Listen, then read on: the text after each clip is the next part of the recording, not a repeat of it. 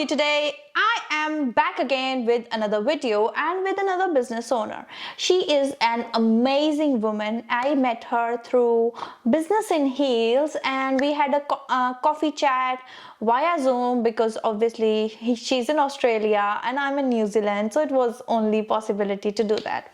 And I met her. Her name is Dr. Vesna Grubacevic. Am I right, Vesna? You are. Very good, Harshmeen. Thank you so much. She is the founder and performance, transformation expert, and she's an award-winning, and she runs her own business, which is an award-winning business, QT.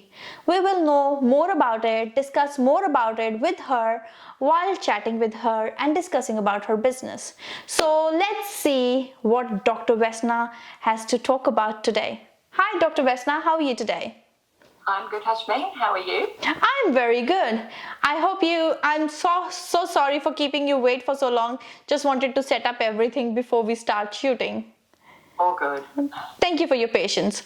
And I really wanted to know, who is Dr. Vesna?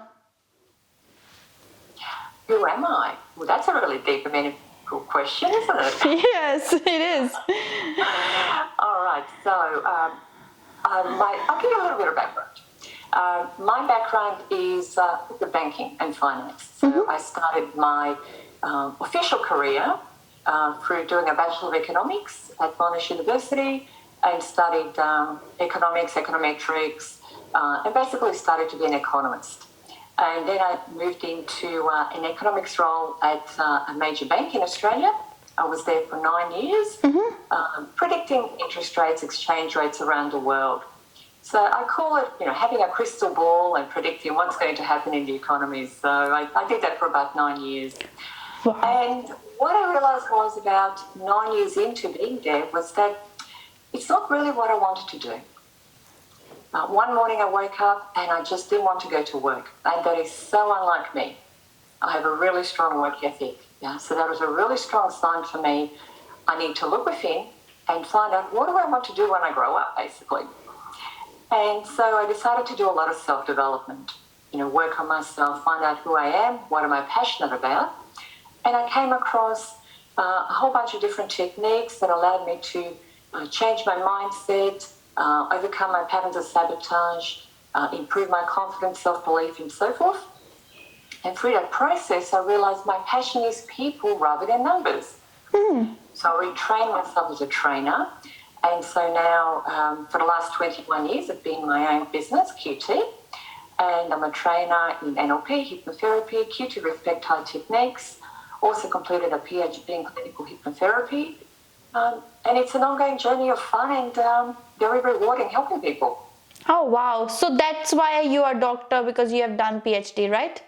Correct. Yes. Oh, that's nice. And I wanted to know this thing, some people have this thing in their mindset, I am doing a good job and I'm 30. I don't want to get out of job and start a business because, I'm getting older side and I have kids and this and that. And they don't take a decision. When did you decide to, make a decision of changing your pathway to career? What was that age? I was in my mid-30s. See, and what do you think about that kind of mindset? Is it right or is it wrong? I think the biggest thing that sort of plays a factor there is the comfort zone. People get comfortable. I certainly was comfortable being in the bank. In total, I was there for 13 years. So after 9 years in economics, I moved into corporate strategy. The last 4 years I was there.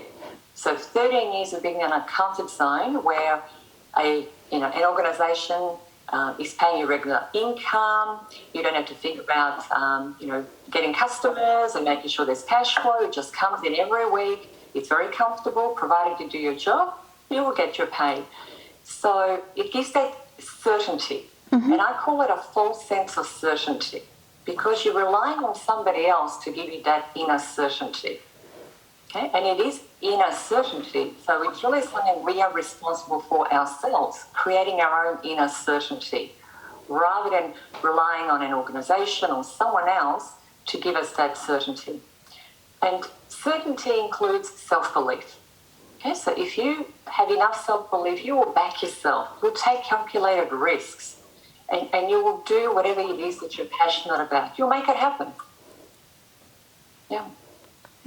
That's the thing, and that's why usually people feel like, oh, I shouldn't do that because I'm in my mid-30s, or I'm not in that position to do it. So yeah, Yeah. I tot There's different ways of making the transition. Some people put in a transition plan that gives them, 6 months to 18 months transition, sometimes longer, to move from their job to their own business.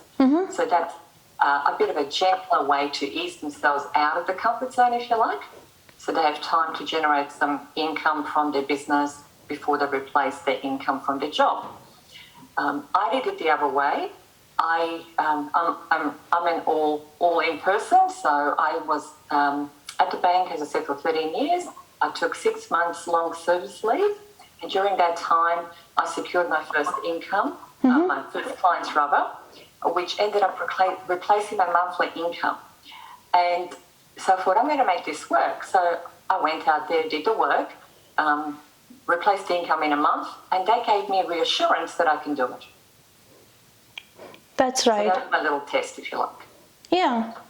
Wow. And while doing all of this, how did you, when you planned to do that, but how did you end up going into this kind of career, which is, and at the end of the day, you're doing PhD and all of those things. People might say, oh, you're crazy doing PhD at this age and doing this at this age. What do you think about that? Discussing about, oh yeah, I've done PhD at this age, and I've done studying at this age, and I'm still learning at the end of the day. So what do you think about that mindset? I believe life is an ongoing journey. And so if you use age as a reason for why not to do something, it's an excuse, isn't it? Yeah. So I think people need to be just mindful of using age as an excuse to stop themselves from doing what they want. I've had people in their 70s work with me to start their own businesses, and they're doing really well. And I commend them because these people are passionate, and when you have a passion for something, age doesn't matter. It's irrelevant. You just want to go out there and make it happen. Yeah, that's the thing. And so you have people with age 70. So what kind of age groups, like the oldest person you have, helped with starting a business or maybe changing their mindset? What was the oldest person, and what kind of query they had? And so, and what kind of? What they were stuck with, and what were their passion and what they were trying to do. Yes. So these are people in the, healing, helping industries, people that are either therapists of the mindset kind, or therapists of working on the body, like massage therapists, etc. So they wanted to pursue their business rather than keep working in their job, and they're the sort of people that, for them, they're so passionate about helping people that they don't even consider age. They think about how they feel and the reward they get out of it. So for them, it was about making that mindset shift from employee to being your own business owner. And that's the mindset shift that is really important to make if you want to be successful in business. And that includes, shifting your mindset around your self-belief, definitely. Shifting your mindset about your ability to go out there and get clients, your mindset about being able to help people, your mindset about, being able to follow through and do all the things you say you're going to do. Basically, back yourself. Yeah? Yeah. Yeah, and so they were in their mid-70s, Harshmeen. Yeah. So mindset is such a big thing for business owners, right? So what are the top 5 business owner, 5 ways business owners sabotage themselves, saying, oh, I can't do it? Usually it's self-doubts for sure, but what do you think? What are these? Okay, so first of all, self-sabotage is more common than people realize in business. It's much more common. And just to define it for people, self-sabotage is any time a business owner gets in their own way, and either they lack taking action or take the wrong action or don't take any action at all. So either they do something or don't do something, and that prevents them from having what they want and being and doing what they want to do. Okay? So sabotage can either be conscious and we're aware of it, or subconscious where we're not even aware we're doing it. So yeah, so some of the top ways that business owners sabotage themselves. Excuses is one. They make an excuse like, I'm too busy, I can't go and do whatever it is I want to do. It's too hard, I don't have the energy. The economy's up, the economy's down, so I don't have enough customers. Traffic's really busy, so I was late. They'll use whatever excuse to get out of doing things. And that is not usually a conscious thing. Usually they're not even aware they're doing it. So excuses is one, definitely. Self-doubts, you mentioned, Harshmeen, so definitely self-doubts. The negative self-talk, the over-analysis, the overthinking. That will definitely get in the way of the motivation and confidence. And if there's low motivation levels and low confidence, that always sabotages action. Mm-hmm. Okay? Yep. So self-doubts definitely. Fears. They're fears. So fear of rejection, like fear of getting a no, for example. Fear of failure, fear of success. These are common fears that business owners have. Mm-hmm. All fears become self-fulfilling after a while because it affects your behavior. Okay, so somebody with a fear of rejection, for example, will put off picking up the phone and making phone calls, just in case they get a no, for example. Yeah.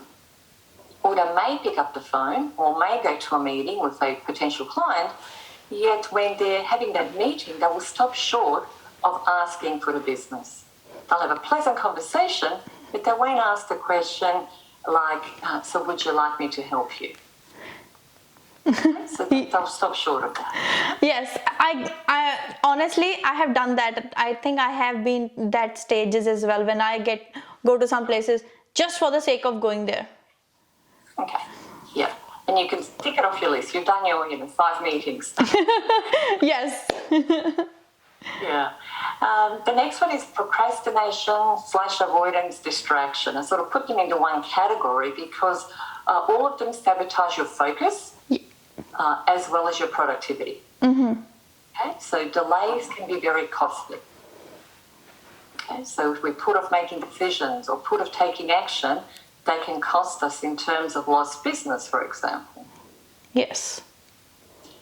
And then the 5th one that I would say is probably negative environment, where people surround themselves with people that are very negative.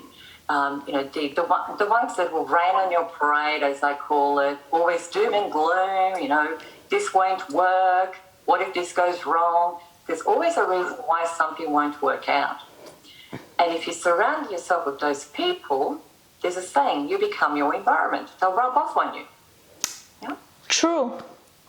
So you have to be very, very careful who you surround yourself with, what you read, what you listen to, and what you watch. Yeah? Yep. So, for example, for the last 21 years, I've been telling clients, please stop watching the news. It's always negative. And I call it National Depression Hour because everybody was bad afterwards. That's so true. Yeah, so, why put something negative in your focus? Because your focus affects your behavior. That's so true. Agree. Wow, this is really mind-opening. I'm also thinking back of my mind. Okay, I've done this. The things that you're already talking about, my mind is also going there. Oh, I've done that and I've done that. There is one of the day where you doesn't feel like doing anything and you just go, but still go for the sake of going there. Yes. So yeah, that's also another sabotage. I do it too. So it's common thing. So, what are some red flags that suggest business owners may be sabotaging their business as well? Like, as you've already said, it's about making late decisions as well. What is that all about? So, the red flags I would look out for if I was a business owner to work out if I was doing the sabotage would be, first of all, if I'm not achieving my goals and my targets and my outcomes, okay, so if I have, each month I want to do X in the business, and at the end of the month, if I'm not achieving it, okay, well, what's happening? Why did I not achieve it? What's going on? Okay, so that's one red flag. Am I getting the results I want or not?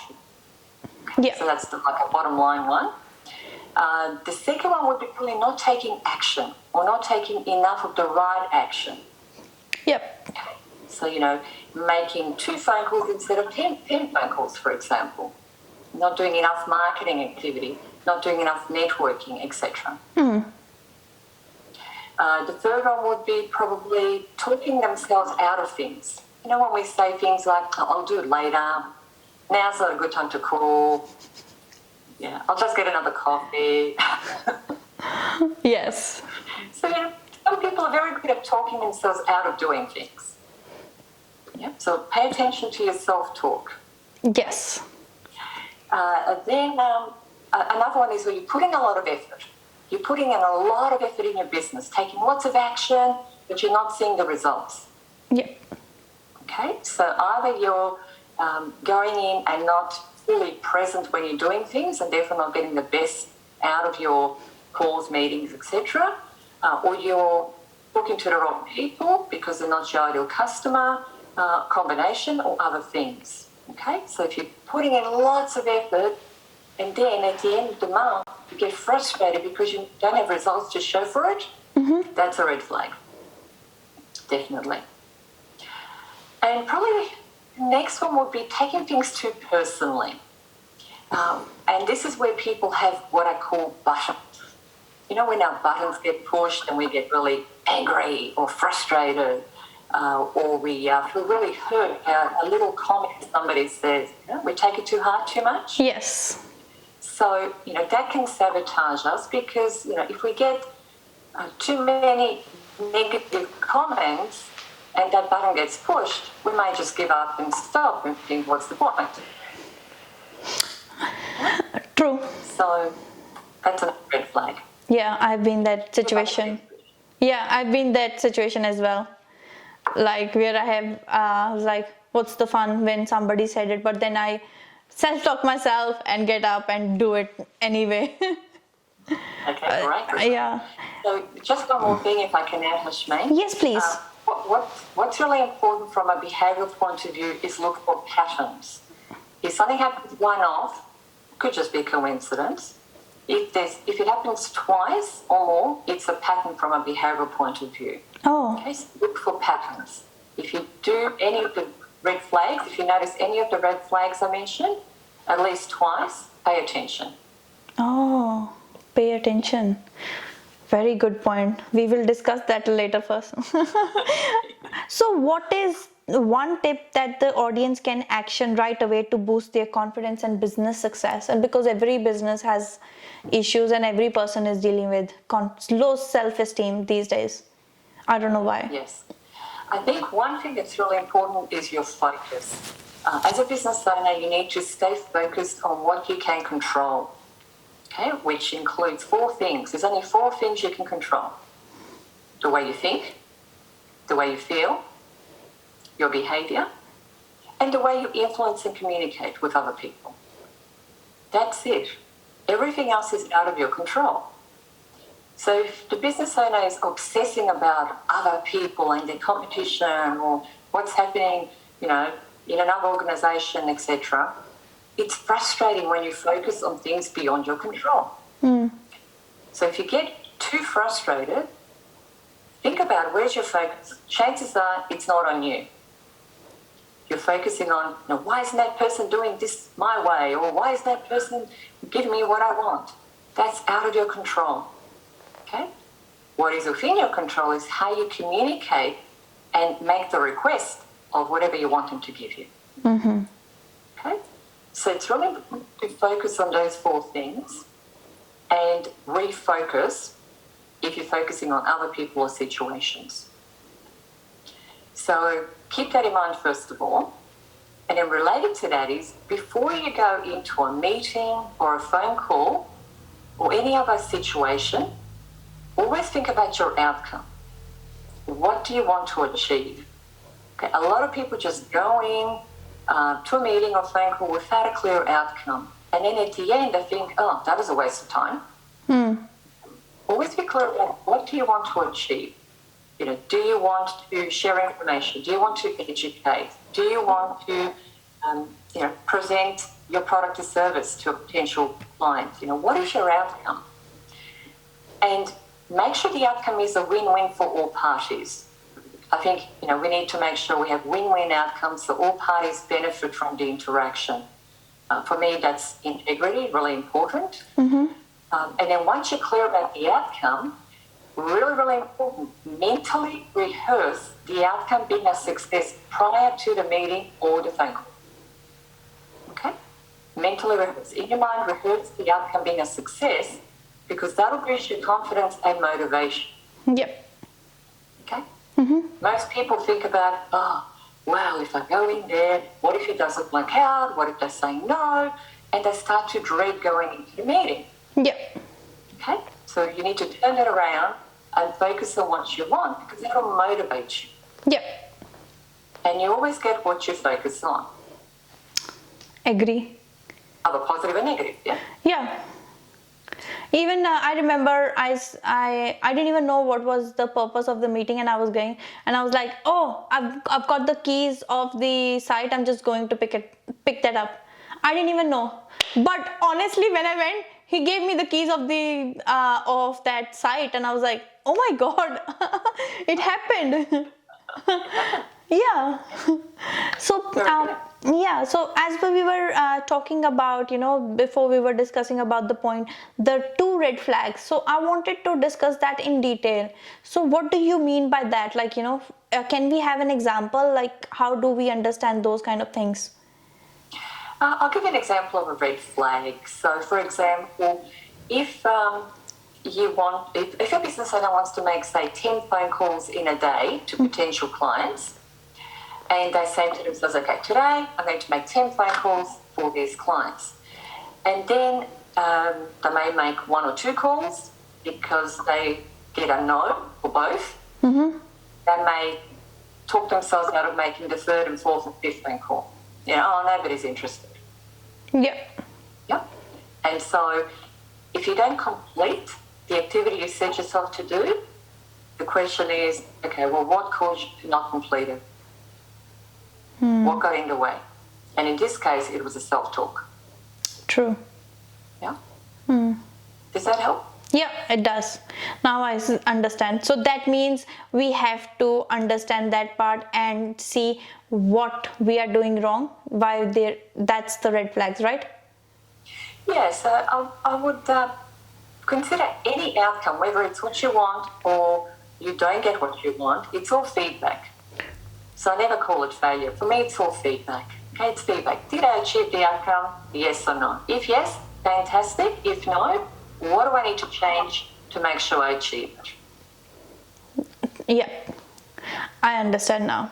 So how do you think business owners can actually stop sabotaging themselves for their confidence and success? Okay, well, to do it permanently, which is what I do, my expertise lies in permanently making change. So to do it permanently, it's very important to fully identify all the patterns of sabotage and then to address them by working with the subconscious mind, because that's where all deeper patterns reside, at the subconscious level. And then, once you've addressed the patterns of sabotage, then it's important to focus on what you want and follow through with consistent action as well. Okay? It's like a package, because if you just focus on changing the patterns and not changing the action and what you're doing in terms of focusing, you can create other issues. Perfect. And you said you have done PhD in hypnosis, right? Clinical hypnotherapy, yes. Yes. So what is NLP and what is hypnosis? Okay, so NLP stands for Neuro-Linguistic Programming, and it's a very quick way to reprogram our subconscious thinking and behaviour. Yeah. Okay, and hypnosis is related. It's a way of really helping the client to relax so the client can communicate directly with their own subconscious mind and make the changes they want to their thinking and their behavior. Oh, interesting. So how does this works? Yeah, so basically it's a range of different techniques. So in NLP we have hundreds of different techniques depending on what we're working on and the client. Some techniques are visual, where the client does visual type processes. Other techniques are more around helping them to consider things differently and change the way they think by what we say back to them. We call that reframing, giving them different perspectives on situations. And then there's about making changes in habits. So, for example, personal example, I used to be like a big chocolate lover. I used to love chocolate. And I used a technique that we have in NLP to give up chocolate. It took about 10 minutes, and I haven't touched it for over 20 years. Wow. So that's how quickly we can make changes. Oh my God, that's interesting. In 10 minutes. 10 minutes, and that can be the case for stopping other habits around people not wanting to make phone calls in business, people talking themselves out of doing things, people feeling lack of motivation or passion or confidence. We can turn that around 5 to 10 minutes. Yeah. Wow, that's interesting. So how can NLP and hypnosis help the business owners or help us to change the mindset and develop our resilience in the business? Yeah, well, both of them work on a subconscious level and help us to reprogram those subconscious beliefs and deeper issues. So they work hand in hand. And so we can permanently stop the patterns of sabotage.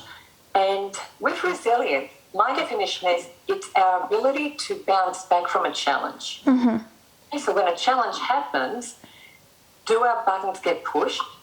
And do we curl up in a corner and start crying out of control because we feel overwhelming hurt or rejection? Or do we just brush off the no, pick ourselves up and keep making phone calls? Okay?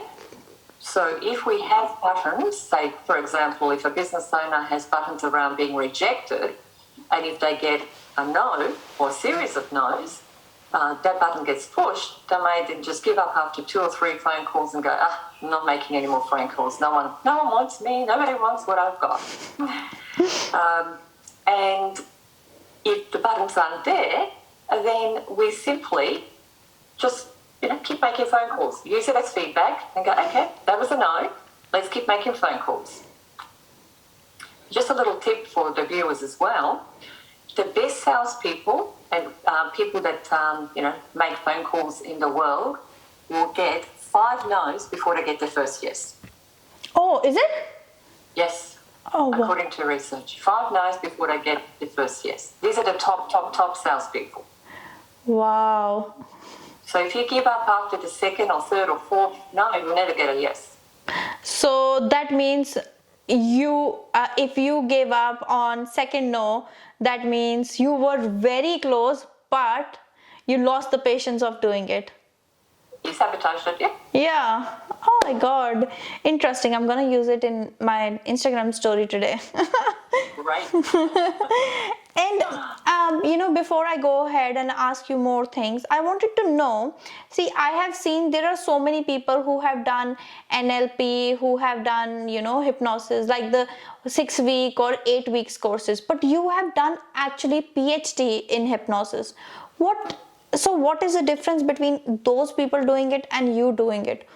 I think you would be more informed, you got more ideas, all of those things, but what do you think is the difference? Well, the difference is that the standard NLP and hypnotherapy trainings will teach you a certain set of techniques that are required for certification standards. So, the various boards around the world will say these are the standards you need to meet when you run a training in NLP or hypnosis, and you need to teach the students these techniques, and they need to show these sorts of behaviours to make sure that they're working from integrity and ethics. And so that'll be like a standard NLP or hypnotherapy training.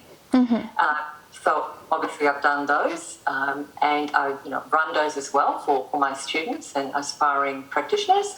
And then I went a step further and I did the PhD, which involved developing my own techniques as well. Oh, so wow. I developed my own techniques through the process, and I work on a much deeper subconscious level.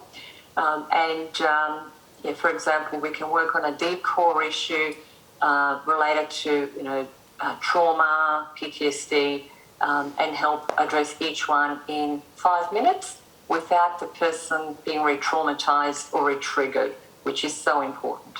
Oh, So it's very, very unique. We don't work with any memories at all because the mere mention of the traumatic event can re-trigger people. oh, So it's wow. a very different approach, yeah. And so that's the difference. I've done the research, developed my own techniques, have deeper understanding, and I teach those techniques that I've developed at our higher levels of training as well. Oh, that's good. And I have another question. Having been in business for 21 years, what would you say it takes to succeed in business or run a business? The first one we talked about at length is mindset. Mindset is critical. Pay attention to your mindset and address anything, nip anything in the bud right away. Secondly, passion. Be passionate. Have a vision for your business. What difference do you want to make in the world? What's going to get you out of bed despite challenges and obstacles it'll keep you determined to keep going.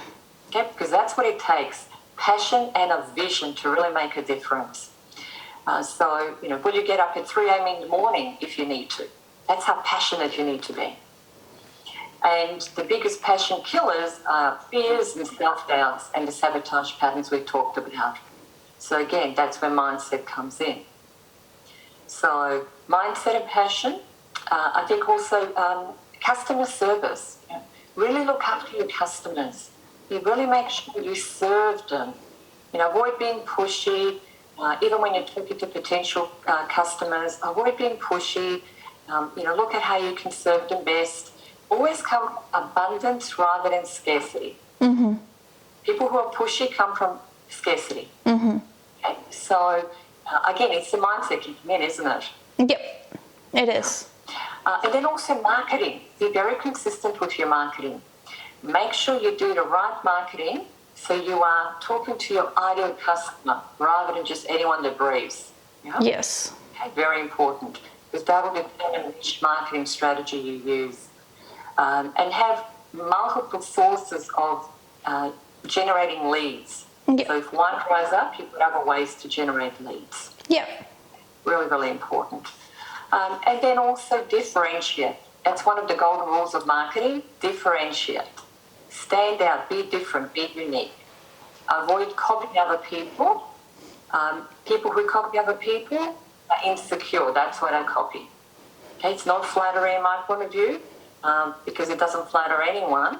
The person that's copying is simply not secure enough in themselves to come up with their own ideas. Okay? Yep. So we really need to make sure that, again, our mindset is aligned with having enough self-belief to differentiate, stand out, so that way we can thrive in business. Mm-hmm. Yeah. Yeah. Oh, wow. Interesting things to discuss about. But thank you for your time, though. And I have a last question. That is, what are the 5 rules Dr. Vesna follows in her life? 5 rules or motivation, or what are the principles she follows that motivates her every day? Okay. All right. So first of all is everything I do has to make a difference. Okay, so that's whether I'm going for a walk and I smile at a stranger. That's a little difference in making it on a regular basis. Yes. Self-care. Self-care is so important. If you're going to put in a lot of effort and energy into your business, take some time out for you to recharge your energy, give back to yourself, so you keep that passion alive. You can keep giving. True. Yeah. And relationships. Relationships are very important, whether it's personal or business. So treating people with respect, treating people with empathy, making sure that you support them, and just give without expectation. Help people. That's true. And lastly, do we have a giveaway available for my audience today? Definitely. I love giving things away. Thank you so much for that. Yeah. So on our website, what we do have is a free resources page, and on the free resources, what people can receive free of charge, of course, is a chapter from our best-selling book, Stop Sabotaging Your Confidence. Oh wow. Yeah, and also, amongst other things, there's also a 30-minute phone session they can have with me to give them a little bit of extra support and empowerment. So you can organise that too if you like. Yeah, that would be amazing, because these days we got a lot of business owners who are struggling because we still have COVID here, and it would be so helpful if somebody can get help from you. That would be amazing. Thank you so much. And You're welcome. also, can you say to my subscribers to follow, subscribe, and comment below if they like the video? Oh yes, please comment, subscribe, and comment below and share the video. Yes. Using all the little icons down below. Thank you. And again, thank you so much, Dr. Vesna, for coming online and doing the meeting with, doing this interview with me, because it means a lot. Sometimes we are really busy in doing other stuffs, but I really wanted to bring something out for my audience, for people, so that business owners can get some help from specialists. So you are one of the specialists in mindset. So thank you so much for your help today. Thank you so much, Harshmeen. I really appreciate the opportunity to help. Yeah, thank you. And you guys, I hope this video will help you with changing the mindset, and also you have got the opportunity to talk to Dr. Vesna for 30 minutes. If you would like to do that, please follow, comment below, and share the video with who you think deserves this video, and subscribe to my channel. And I will come back with another interview next week. See ya. Bye.